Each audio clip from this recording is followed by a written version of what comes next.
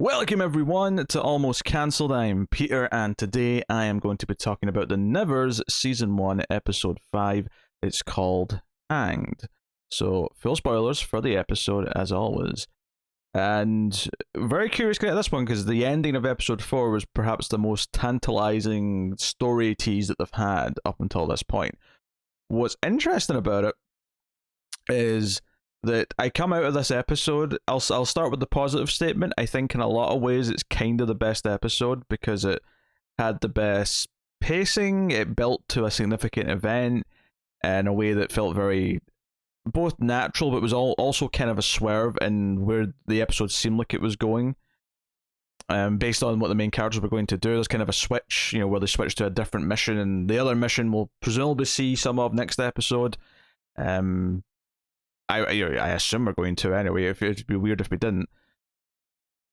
So yeah, let me start with that. Let me start with saying that I really liked a lot of things about this episode. I thought and there's still rough edges. There's still things that I'm going to critique and talk about what's not working. But I do think the heart of the show, and I've been saying this over and over, that Penance is a character who clicked a lot quicker than everyone else.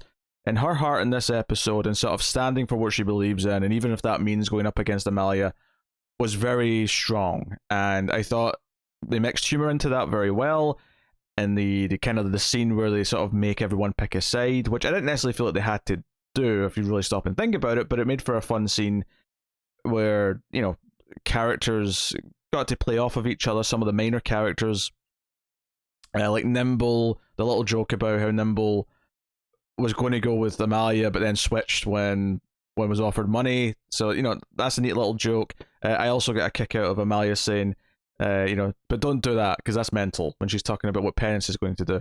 So I'll get into that. I will say that the one critique I'll have up front is that after the teasing of the final minutes of the last episode, is that it was very intentionally not addressing it in a way that was really annoying for the first half of the episode. And it gave me a small snippet. When it was pretty much when they got to this scene, but before the choosing of sides, where True and Penance are in the in the workshop, and they're having their debate, and Penance is making her intentions clear about wanting to save Malady. And it wasn't until this scene where some dialogue actually kind of acknowledged things, other than the one thing, which is that they have a name, Galanthe, right? They have a name for the big glowing egg or whatever it is under the city. And they referred to it a lot.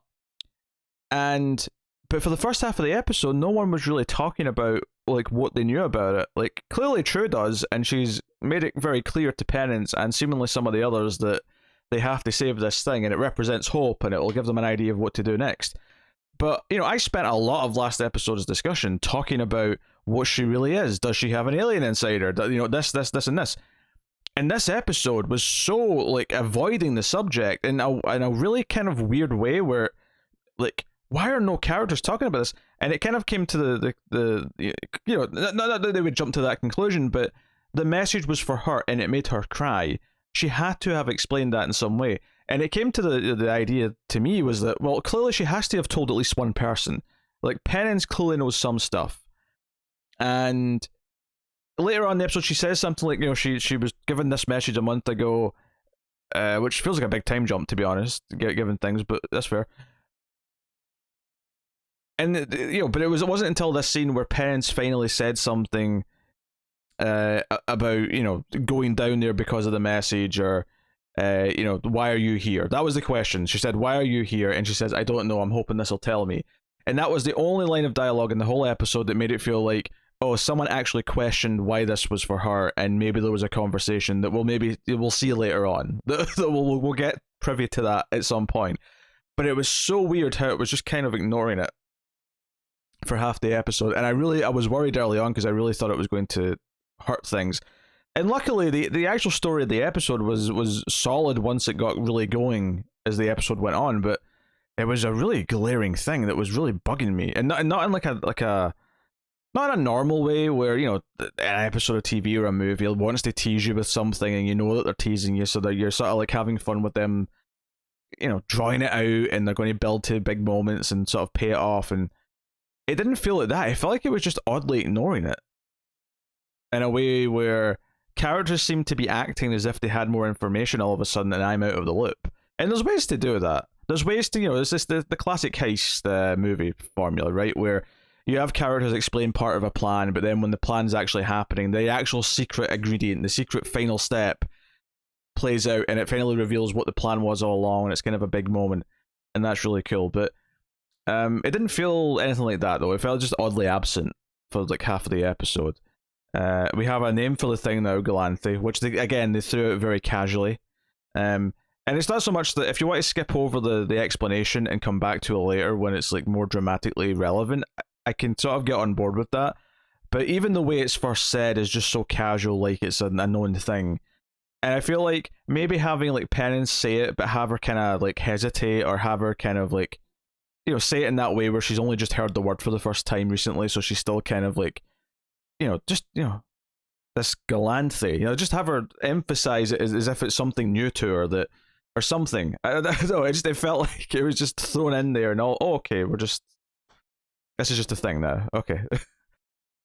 That said, though, the episode does a really good job of revolving around the hanging of Malady, and the build to that, both in the mood in the police station, the mood in the city, the mood of the press, the mood of Mason and all their orchestration. And that was the other thing that kind of threw me, actually. I mean, I don't want to go to another critique straight away, but I wasn't actually convinced last episode that he was behind the big guy going to murder True.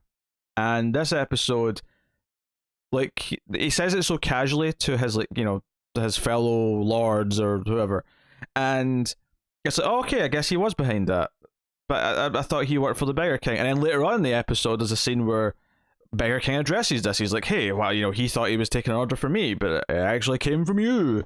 And I'm like, okay.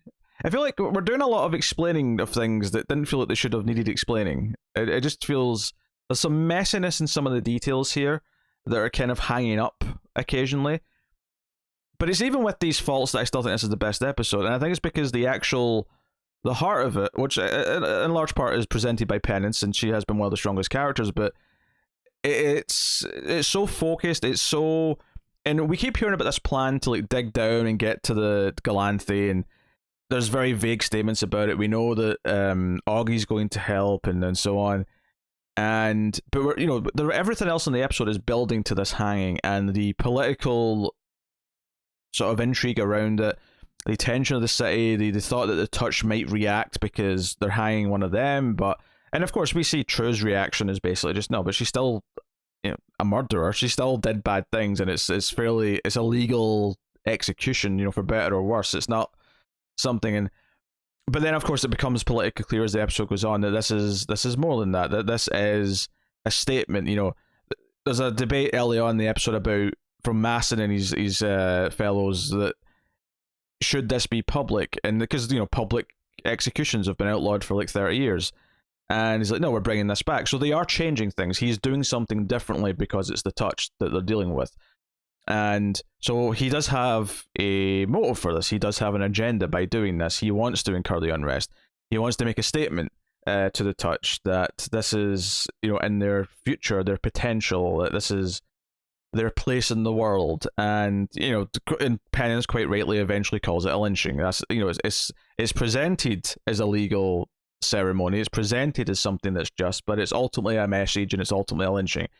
And the fact that, of course, some bigots leave like a bunch of nooses outside of their front doors, a hate crime, all these things, the parallels and everything else that it's getting into. Again, it's very X-Men. It's like they're an allegory for a lot of other things, and that's fine.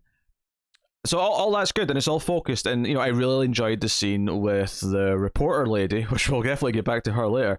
But the reporter lady on Monday, where she asks him the question.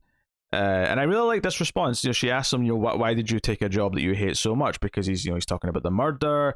He's talking about, the murder from the train tracks in the first episode. He's talking about not letting her see Malady, not this, that. And, and she asked the question, why did you take this job that you hate so much? And his response is, because he works with people who love it so much.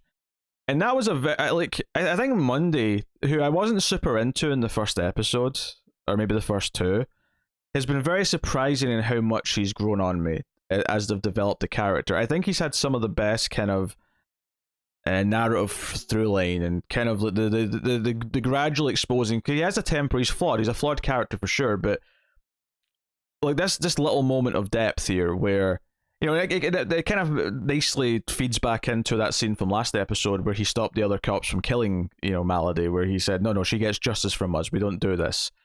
That there needs to be people like him in positions of authority and positions of power somewhere, because all these other people who enjoy it and feed off of it and don't take it as seriously like he does, and don't treat it like the delicate situation, and you know, like, it's the kind of the traditional thing, you know, the one honest cop, that sort of idea. But it was a really good response, I thought, and I think I liked the setup of this scene quite a bit, and even the idea that the reporter lady's kind of like putting a lot of things together about who this murder victim was. Obviously, it comes back at the end of the episode that the murder victim is this reporter lady, and that this is actually Malady pretending to be reporter lady. Which Monday puts together in a very, twist ending kind of a way, where he sort of thinks back to all the moments and realizes how she done it all, and that the person they actually hanged was her crazy friend who was missing toes, which they really emphasized later on in the episode. I thought this twist was fine, actually. I mean, I always knew she was definitely not dying this episode, and they sort of play it like she does, because she does actually hang herself. You know, she's about to be saved, and she kicks she pulls the lever and jumps down the hole herself, and it's a good moment.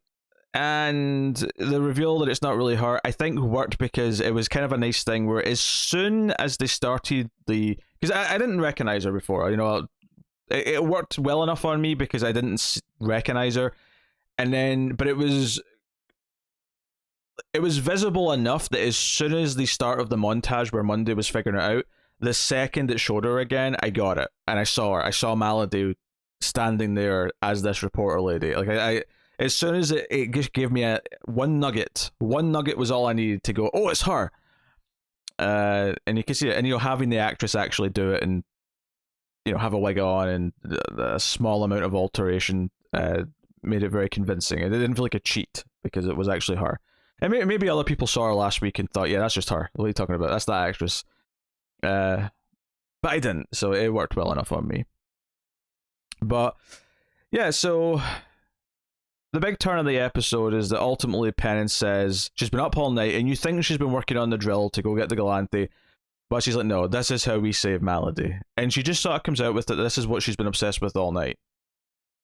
And it's taking this stand, and it does a lot with all the other characters throughout the episode.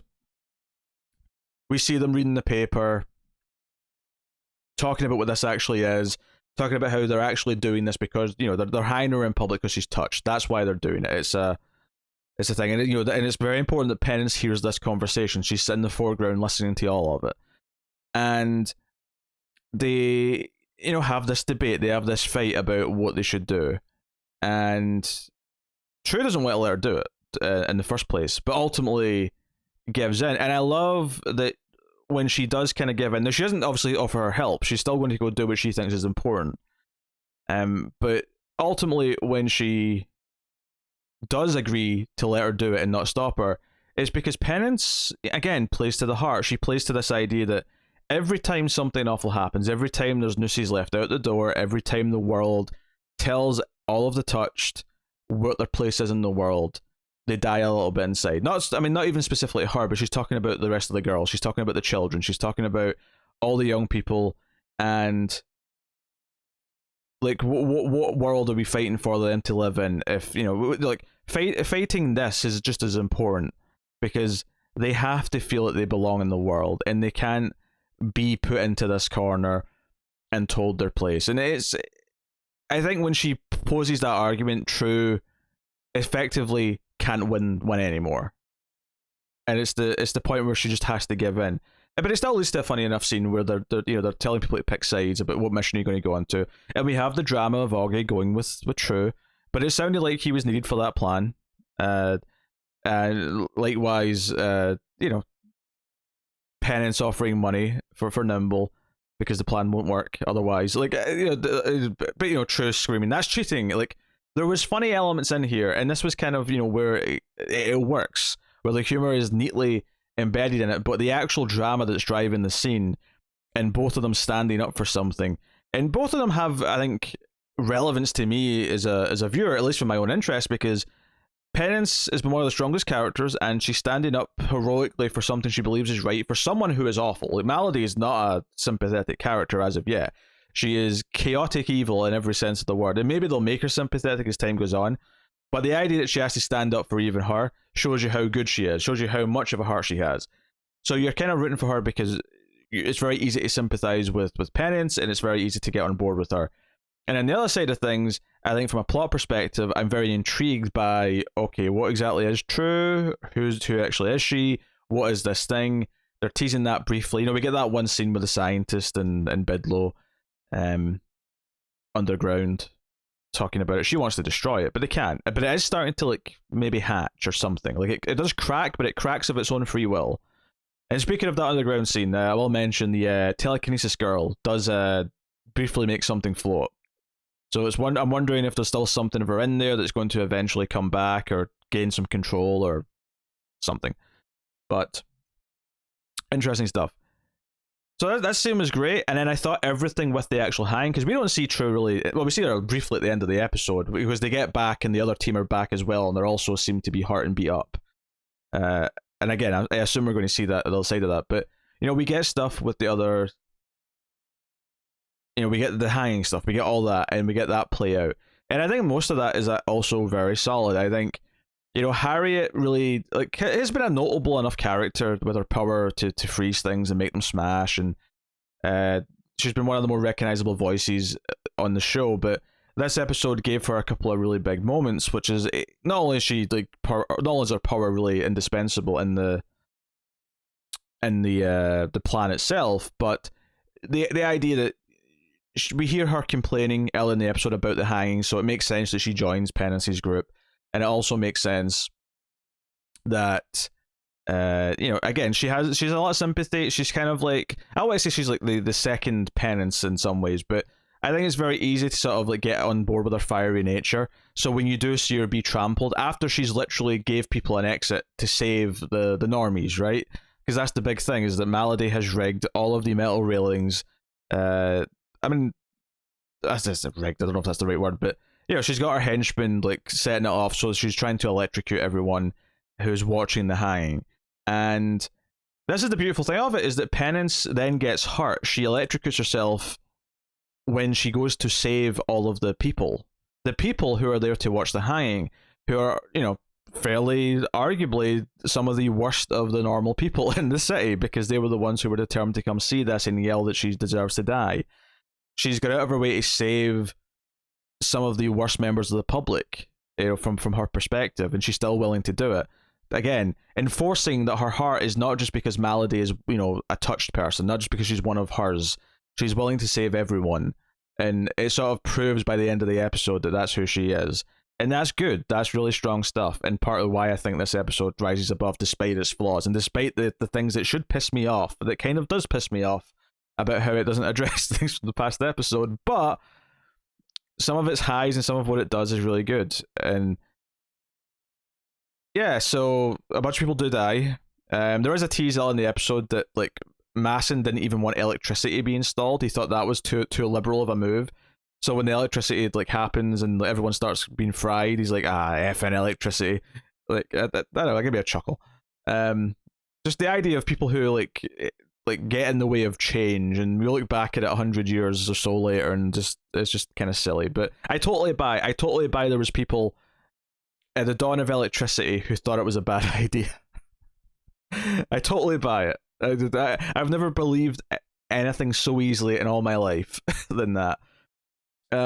So good stuff. It felt big, it felt dramatic.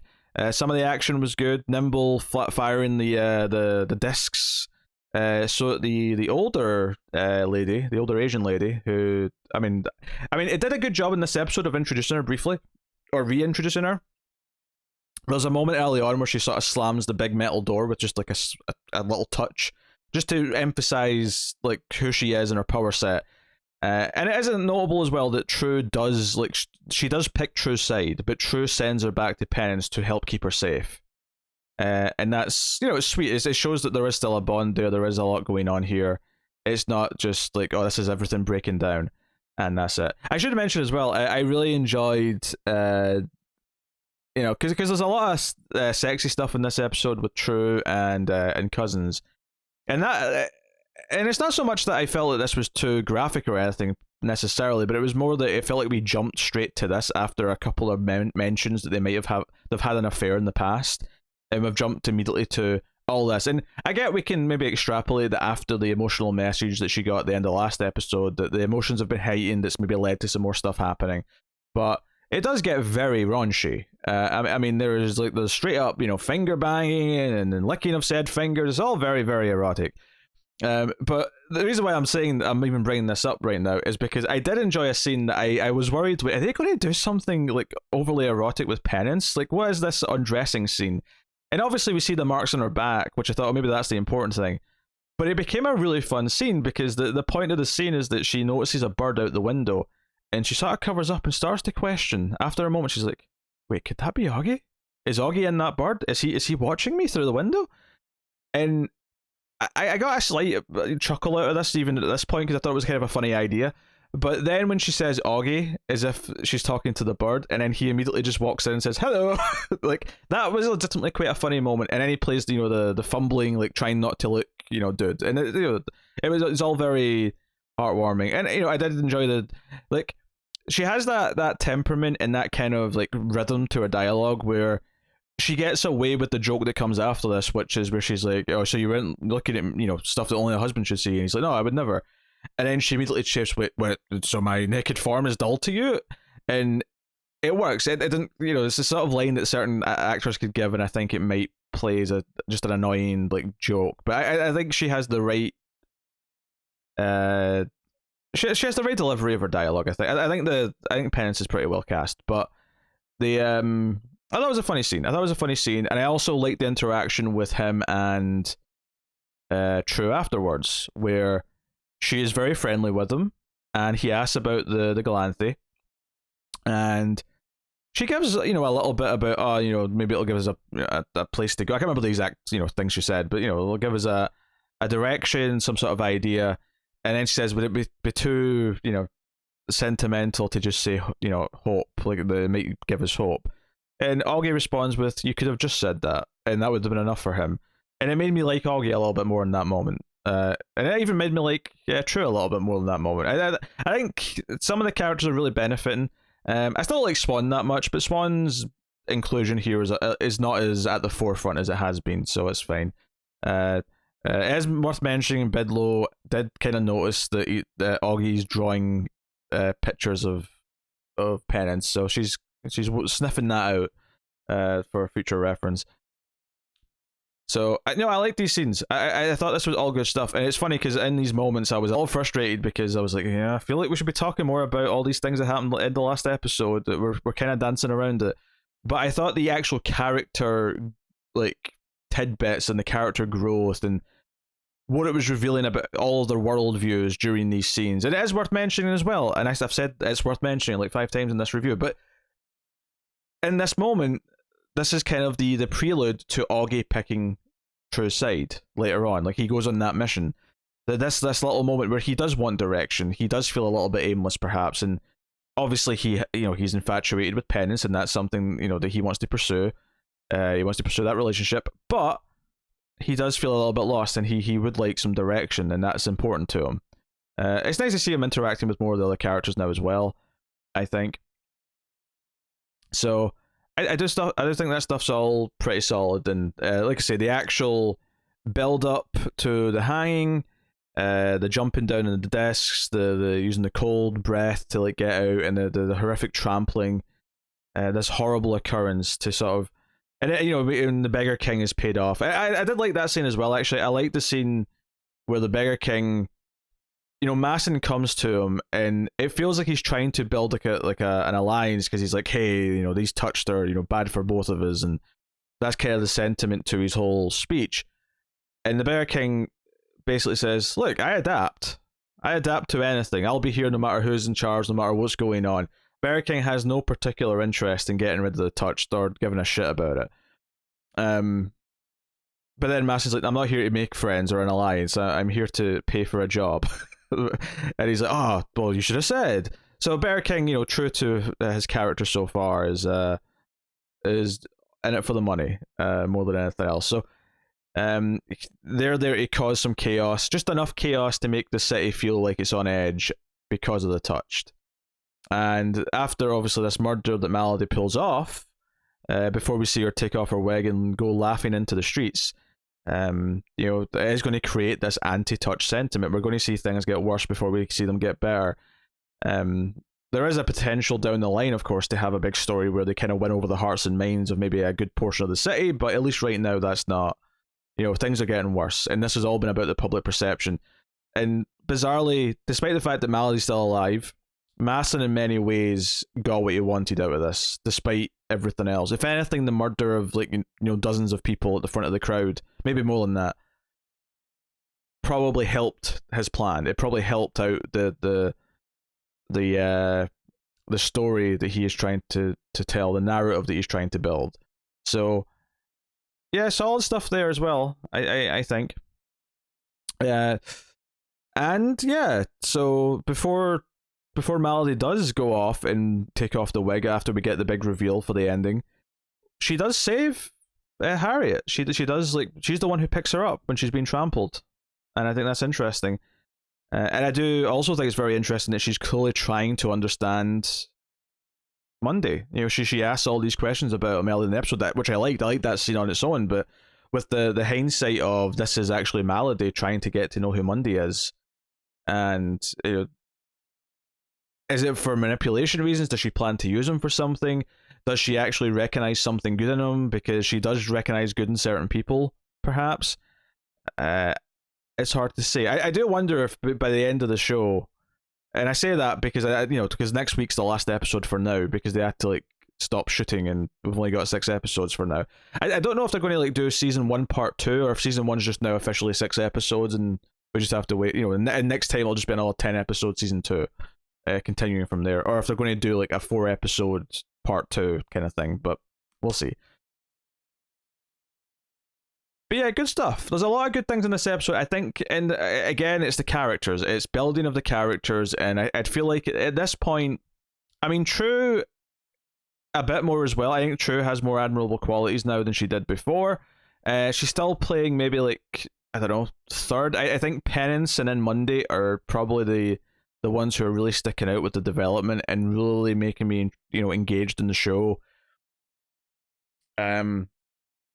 From there, I think True does kind of come up soon after that. Same with Augie. Kind of just building characters that I'm starting to buy into a little bit more, and I'm caring a bit more what things happen to them. And Harriet's a hard one not to like a bit more after this episode as well.